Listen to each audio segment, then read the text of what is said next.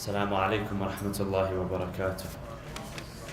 بسم الله الرحمن الرحيم. الحمد لله رب العالمين، والصلاة والسلام على أشرف الأنبياء والمرسلين، حبيب إله العالمين أبي القاسم المصطفى محمد. اللهم صل على محمد وآل محمد وعلى آل بيته الطيبين الطاهرين المعصومين المنتجبين. صلى الله وسلم عليك يا رسول الله، صلى الله وسلم عليك يا أبا عبد الله، يا رحمة الله الواسعة ويا باب نجاة الأمة.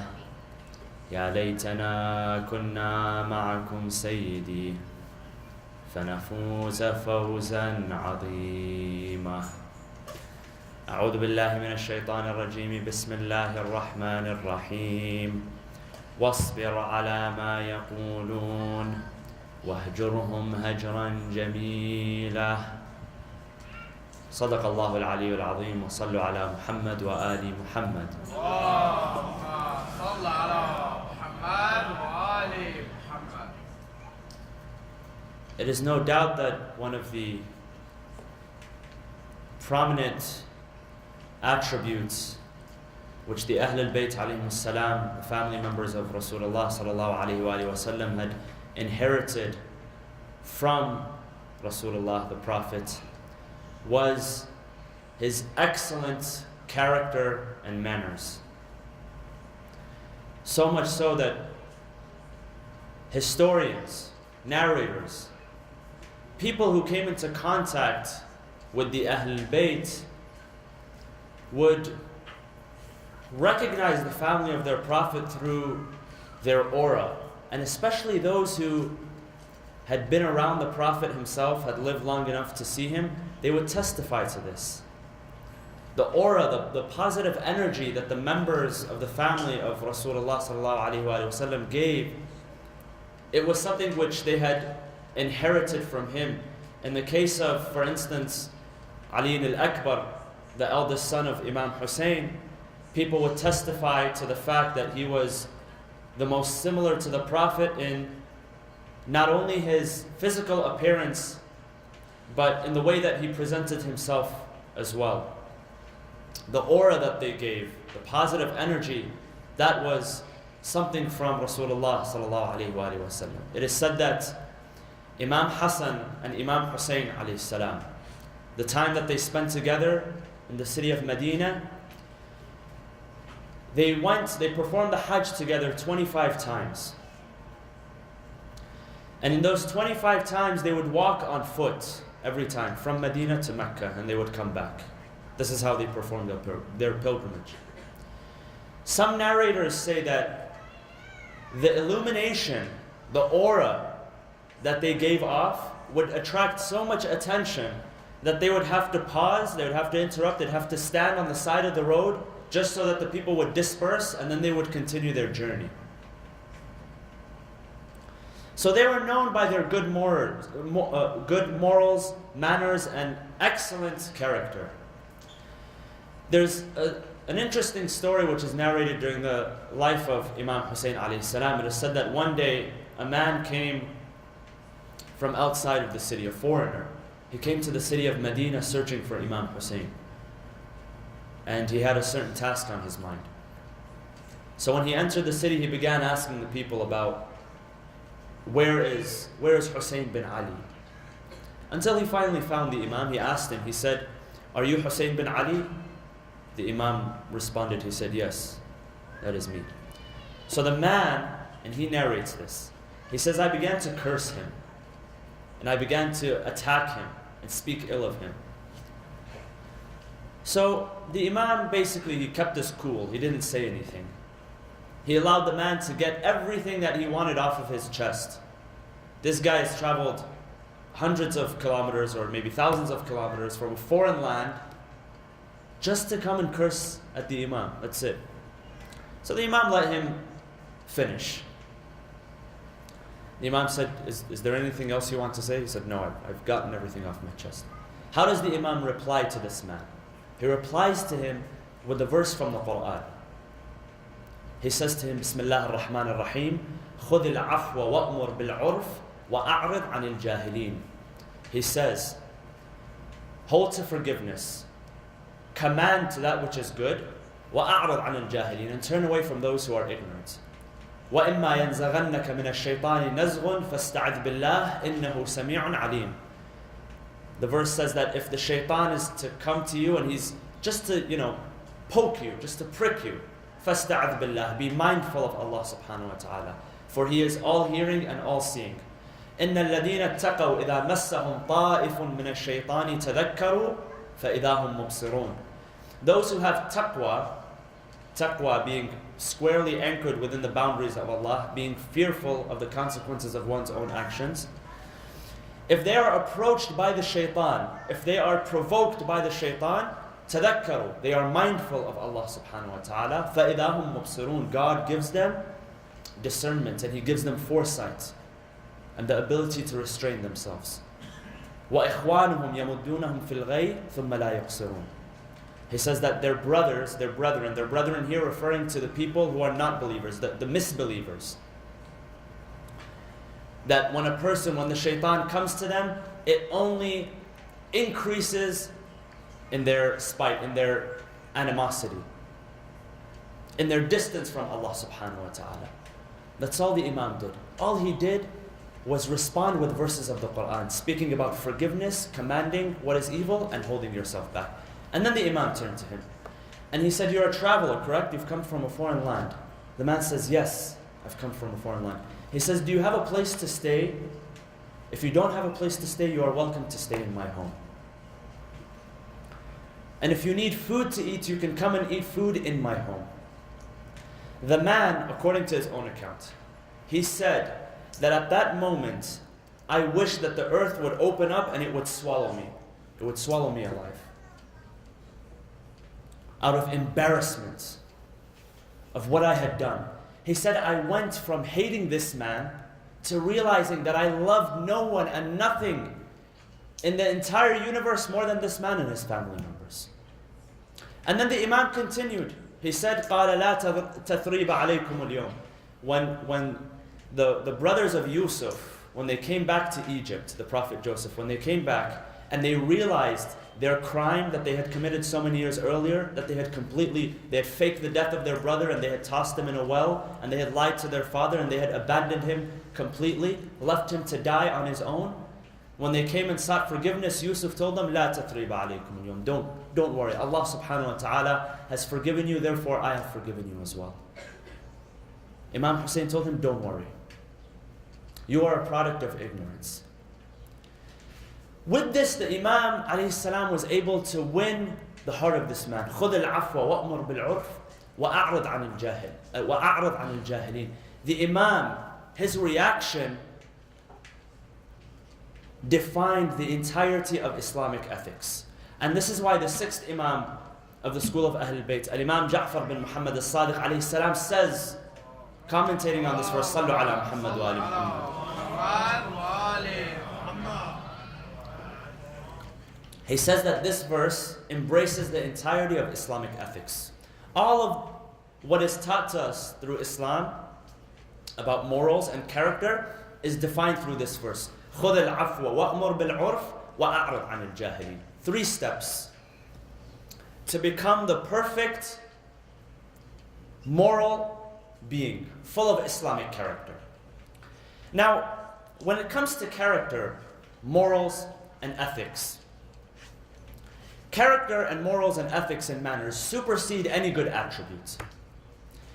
The famous scientist and mathematician, Al-Qazwini, he says the following.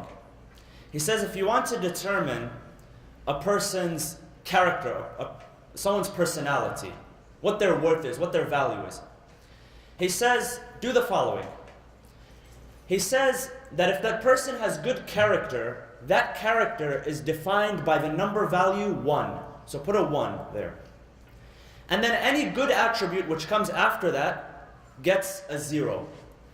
But good character gets a 1. Nothing else gets a 1 except for good character, good morals. Everything else gets a 0. So good character is 1. And then say the person is generous, you add a 0. So he went from 1 to 10. And then say that that person is good looking, add another 0. Now he becomes a 100. And then say, for instance, he's people like him. For instance, he's got something. He drives a Ferrari. Okay, add another 0. Now he's at 1,000. And then he knows how to cook. He automatically jumps to 1,000,000.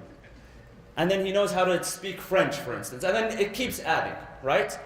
Initially, it's a number 1. Character is defined by number 1. Everything else gets a 0.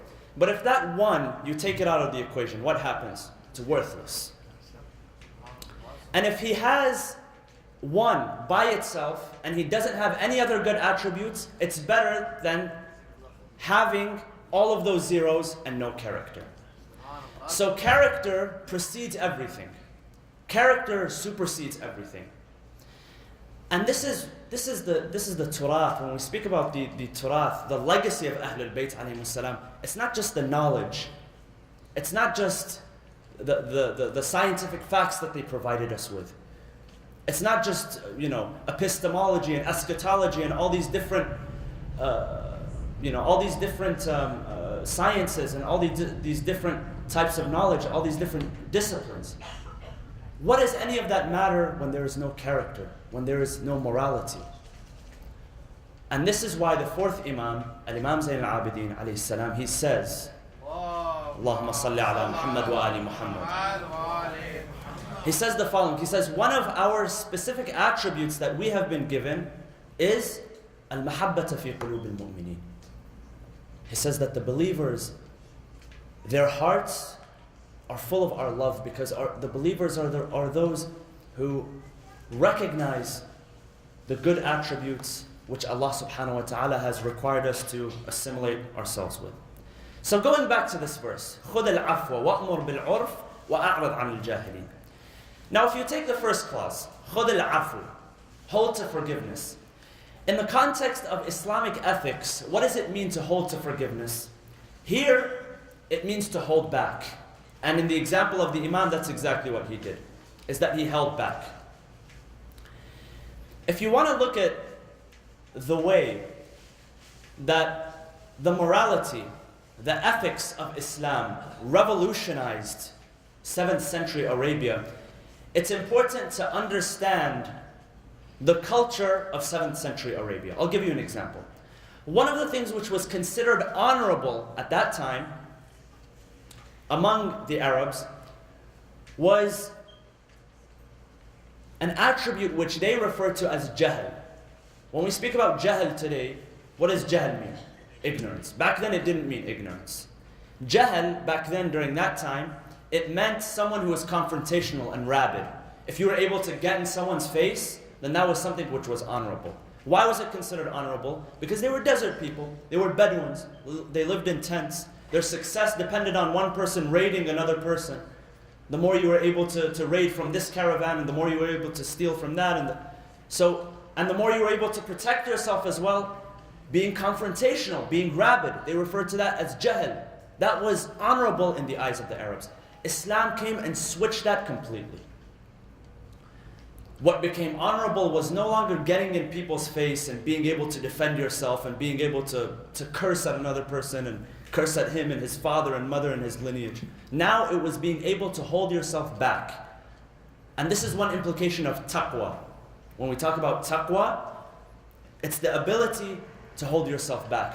When we talk about iffa, chastity, it's the ability to hold yourself back, number one, not from other people, not necessarily from other people, but from yourself. When we speak about iffa, chastity, people usually they relate chastity with modesty. A woman who's worn her proper hijab and she looks down all the time, or a man who is dressed from top to bottom. He's got a long beard. He has the tasbih in his hand and he's looking down. Right? This is what is usually associated with iffa, chastity. But what is more important is taqwa and chastity with one's own self. Holding against yourself. Holding against your own desires. And how do we manage that? Through content. having satisfaction. The hadith says, Al-qana'atu kanzun la yufna. One way to build your taqwa, one way to build your chastity is to have content. You know, there's a hadith which refers to two things as the two hollows. Something which is hollow, no matter how much you give to it, no matter how much you pour in it, if you have a cup which is hollow, or you have like a pipe which is hollow, no matter how much you pour into it, it's not going to get full, right? It's only going to get poured out from the other side.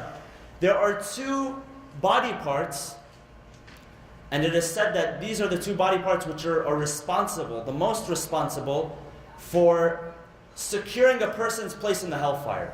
There are two body parts which are referred to as the two hollows. What are they? One is the stomach and the other is the private parts. The stomach and the private parts. No matter how much you give to them, they won't say no. No matter how much you eat, no matter how much the physical desire, it won't say no. And that's why there has to be chastity. There has to be decency. One time it is said that there's one hadith which says that when you eat, divide your portion in the following way. 1/3 of your portion, eat, have food, solid food, and 1/3 have drink, liquid, consume something, and 1/3 leave some space for breathing. It is said that one day a scholar went up on the mimbar and he gave this admonishment to people. He said 1/3 for food, 1/3 for drink, and 1/3 for air. So a man stood up from the crowd, he said, Maulana, I don't need to drink water when I eat. So 1/3, I'm going to eat food.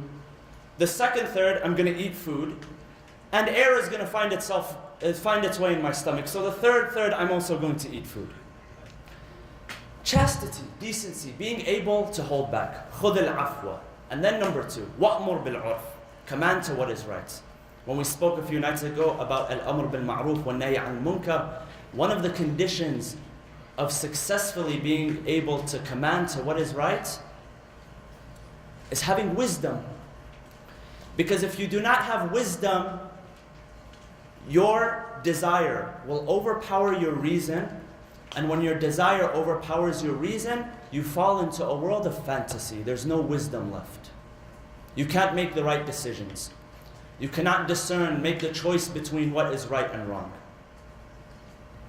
So having wisdom, being able to discern between that which is right and wrong. And then the third is وَأَعْرِضْ عَنِ الْجَاهِلِينَ, turning away from the ignorant. And this refers to courage. Courage, again, is not the ability to get in people's faces, the ability to flex your muscles, the ability to exert your power over people who are weaker than you.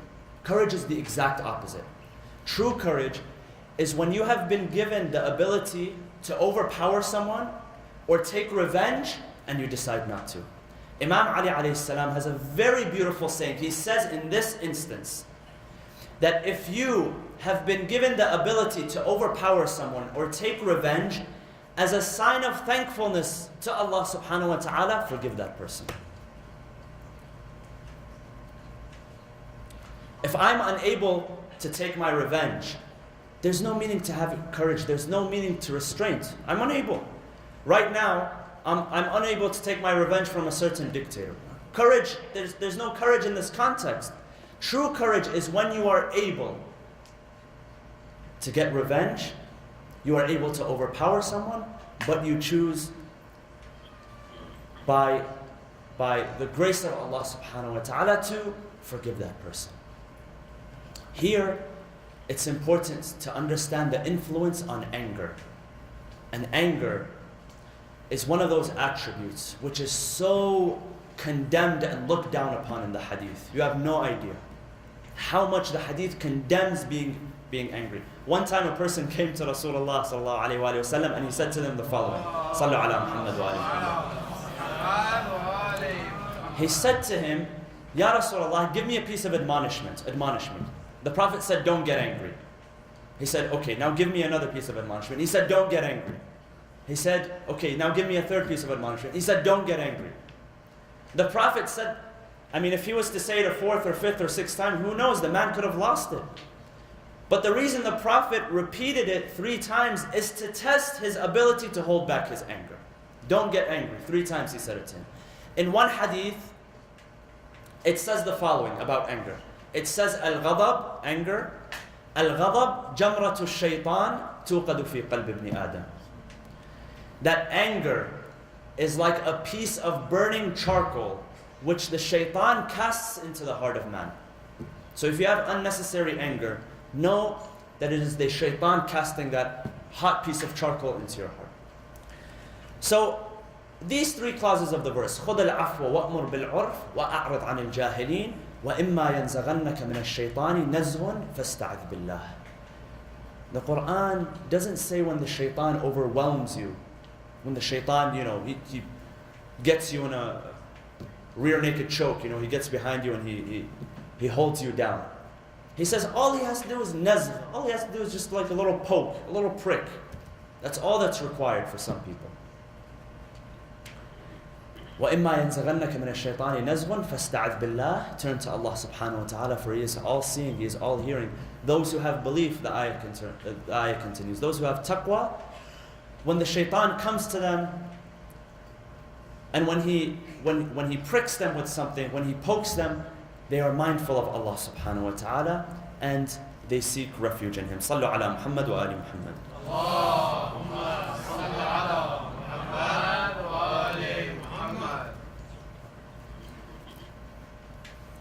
So the Imam was able to, going back to this example, completely offset this person's whatever emotions that he had, whether it was anger, whether he was frustrated, or whether he was just downright ignorant, which probably was the case, because the Imam did nothing to merit this kind of confrontation. The Imam was able to offset that just by being patient. And what we learn from the Ahlul Bayt alayhim salam, this is their sunnah, this is their seerah, that confrontation, it did exist, but it was the last resort, and it was the final resort. And this is what the Imam and his companions and his family members displayed on the day of Ashura. Now going back, how does this relate to Rasulullah? Because they inherited these characteristics from Rasulullah. The Prophet, as you all know,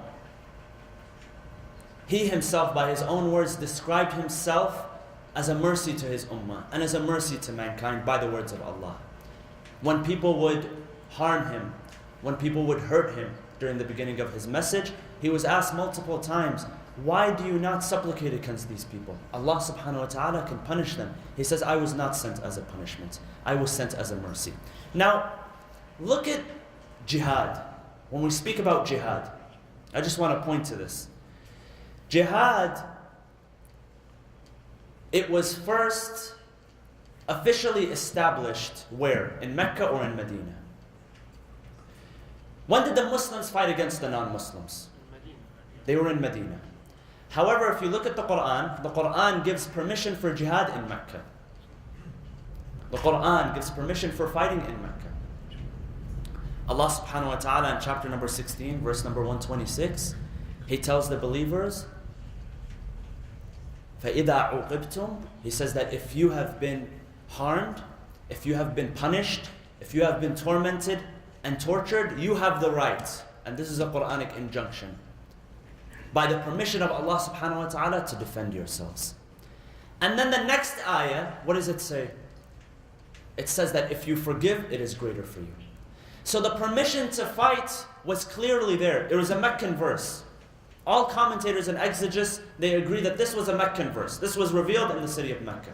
However, it was not the choice for Rasulullah sallallahu alaihi wasallam. His choice was to hold back and have forgiveness. So when the time came, the Prophet sought not revenge, but it was vengeance. The battles of the Prophet were all strategic. None of them was to expand Islam by the sword, to get revenge from people. All of it was strategic. And the last option which they sought was the option of confrontation, the option of jihad. Here we come to what is called the just war theory. And this is what the Quran speaks about. The just war theory, this is something which which was developed in Christian theology. Among the people who spoke about this was the philosopher St. Thomas Aquinas. He said that in order for a just war to be waged, there needs to be a just cause, number one. And when the war is waged, it has to be waged in an ethical and a moral matter. Yes.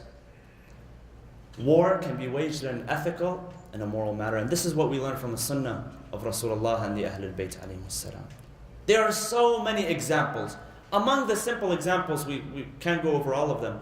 But the fact that Rasulullah sallallahu alayhi wa sallam took prisoners of war, and he took care of those prisoners of war, and he freed them. How did he free them? He would tell them, during the Battle of Badr, he would tell them, teach 10 Muslims how to read and write, and you have earned your freedom.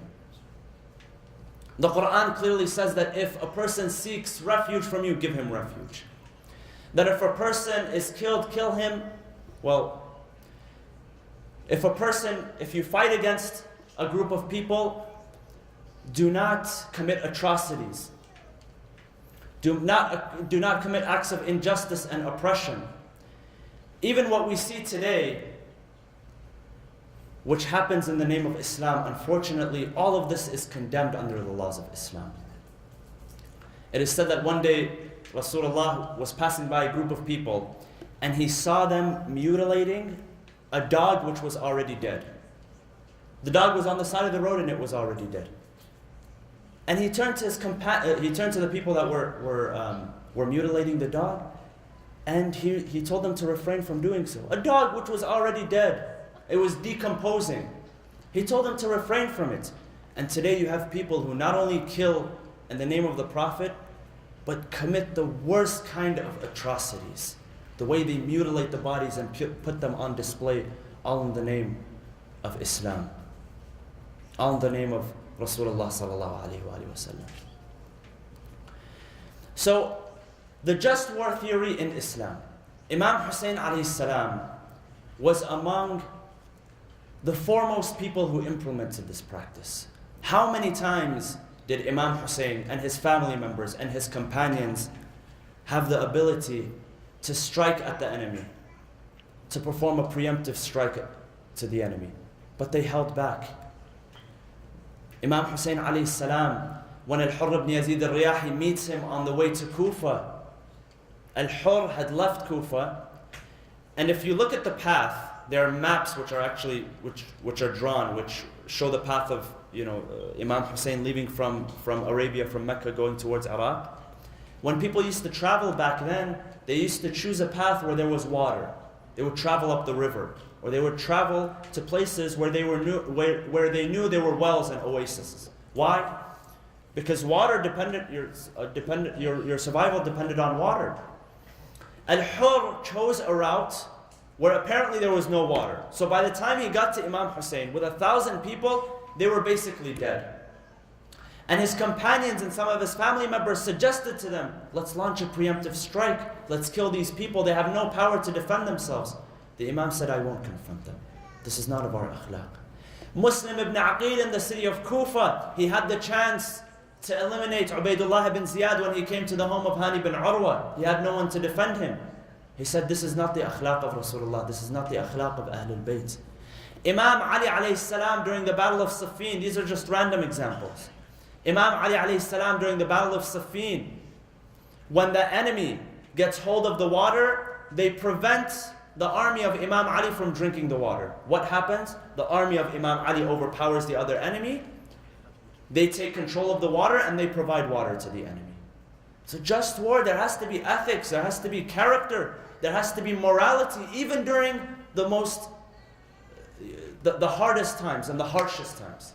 Even when you have your swords pointed towards someone and they have their swords pointed towards you, there has to be ethics, there has to be morality, there has to be character. And that's why you find these people who fought against Imam Hussein alayhi salam. It wasn't only the fact that they fought against him, it was the manner in which they conducted their warfare. These people who were, you don't know how to describe them, they were blood drunk.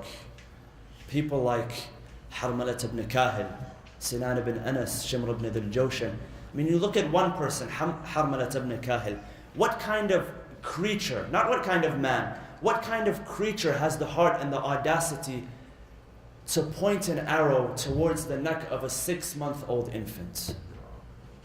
This is past humanity. It's not about being a man anymore. It's about having, I mean, even creatures do not commit these kinds of atrocities.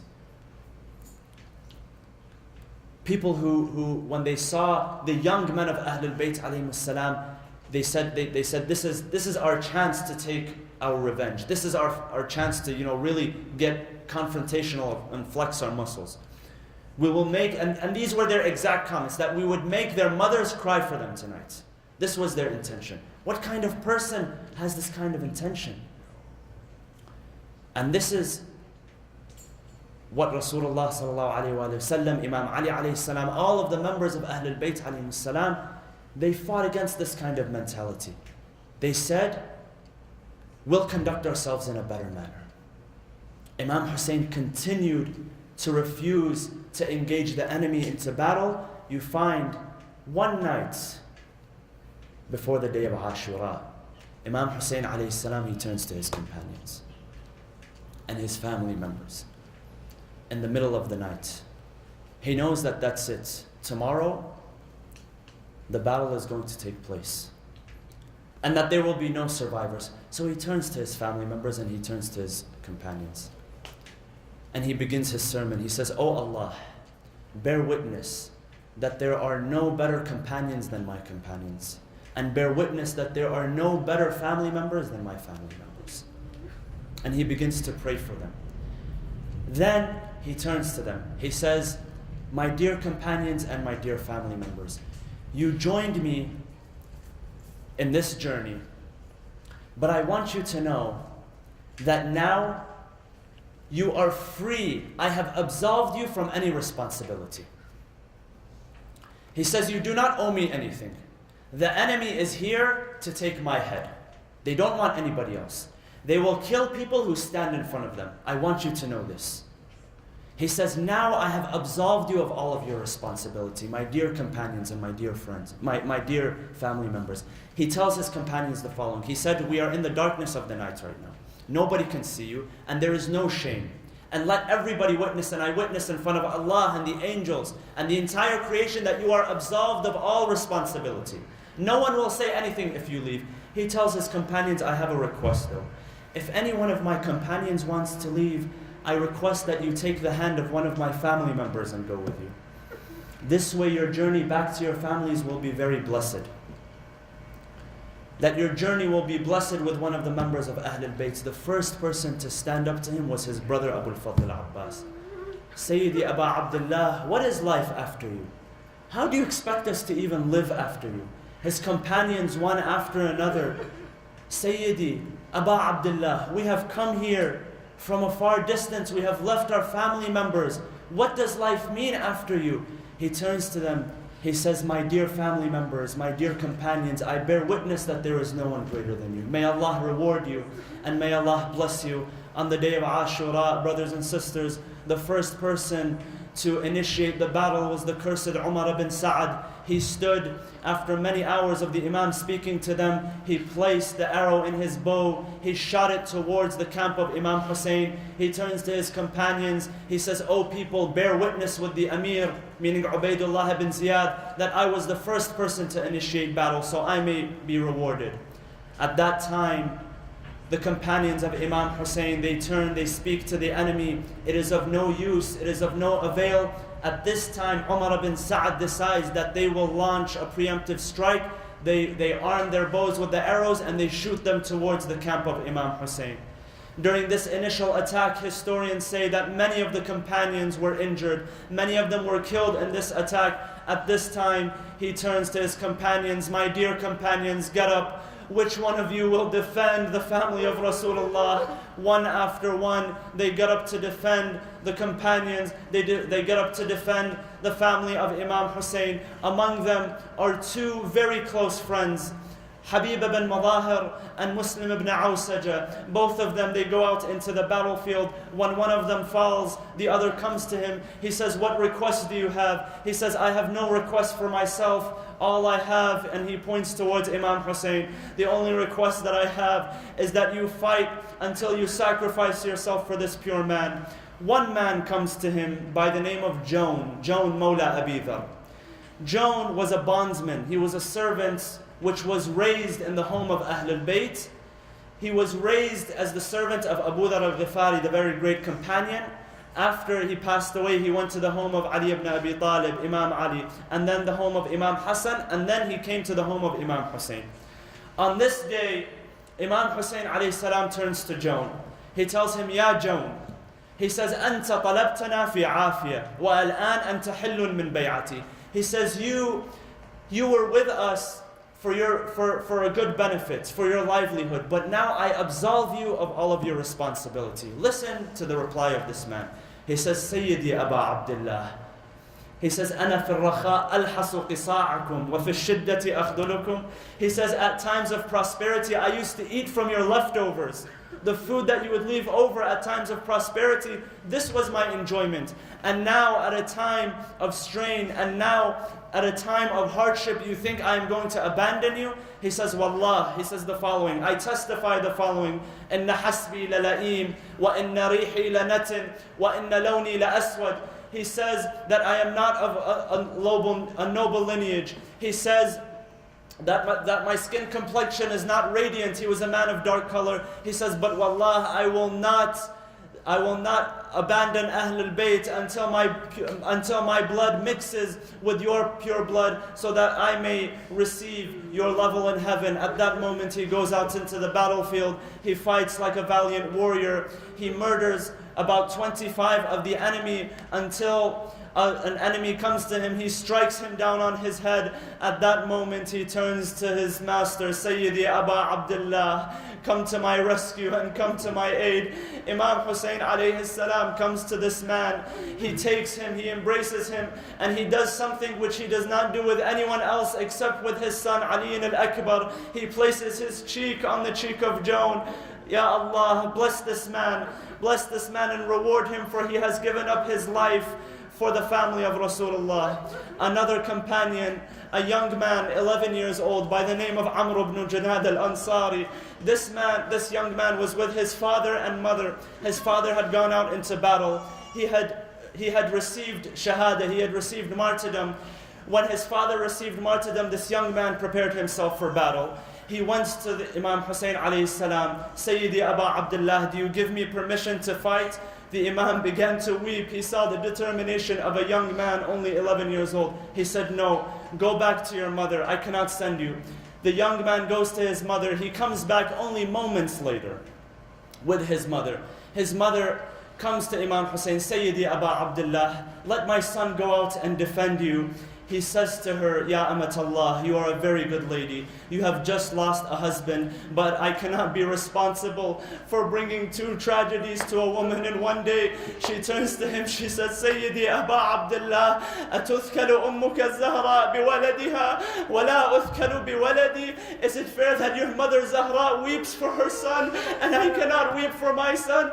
At that moment, when the Imam heard the name of his mother, he began to weep immensely. He embraces the child, he blesses him, sends him out into the battlefield.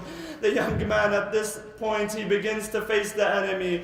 He begins to recite to them, Amiri Husaynun wa ni'mal amir, sururu fuad al-bashir al-nadir, Aliyun wa Fatimatun walidah, fahal ta'lamuna lahu min nadir. He says that my commander is Hussein, and he is the greatest of commanders. He says that his mother and father are Fatima and Ali. Do you find anyone who is similar to him? At that moment, he is struck down. His mother, being bereaved, taken her husband away and her son away, now rushes out into the battlefield. She takes one of the poles from the tents and she goes out to confront the enemy. She begins to recite, Ana ajuzu sayyidi da'ifa, khawiyatun bahliyatun nahifa, أضربكم بضربة عنيفة دون بني فاطمة الشريفة. She says, I am an old lady, I am weak and I am defenseless, but I will strike with all the power that I have to defend the family of Rasulullah. She goes out into the battlefield until she is struck down, and she is among the first women to give her life for Imam Hussein. Inna lillah wa inna ilayhi raji'un. وَسَيَعْلَمُ الَّذِينَ ظَلَمُوا أَيَّ مُنْقَلَبٍ يَنْقَلِبُونَ وَالْعَاقِبَةُ لِلْمُتَّقِينَ. Brothers and sisters, let us raise our hands and ask Allah subhanahu wa ta'ala to forgive us. Ask Allah subhanahu wa ta'ala to bring relief to those who are sick, those who are in the hospital, those who are in need. Ask Allah subhanahu wa ta'ala to bless you and your families and your parents and your friends and your siblings. Whatever need you have, take the opportunity of these very blessed nights to ask Allah subhanahu wa ta'ala, Oh Allah, allow us to be among those who you have chosen for the intercession of Ahlul Bayt. Oh Allah, allow us to be among those who you have chosen for the path of Ahlul Bayt.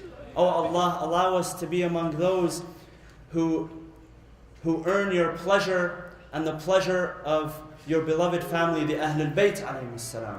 Oh Allah, allow us to be among those who gain the full reward of the lamentation of Imam Hussein alayhi salam. Allahumma ighfir lil mu'minina wal mu'minat wal muslimina wal muslimat الأحياء منهم والأموات تابع بيننا وبينهم بالخيرات إنك مجيب الدعوات إنك قاضي الحاجات إنك على كل شيء قدير برحمتك يا أرحم الراحمين. صلى الله وسلم على سيدنا محمد وعلى آل بيته الطيبين الطاهرين.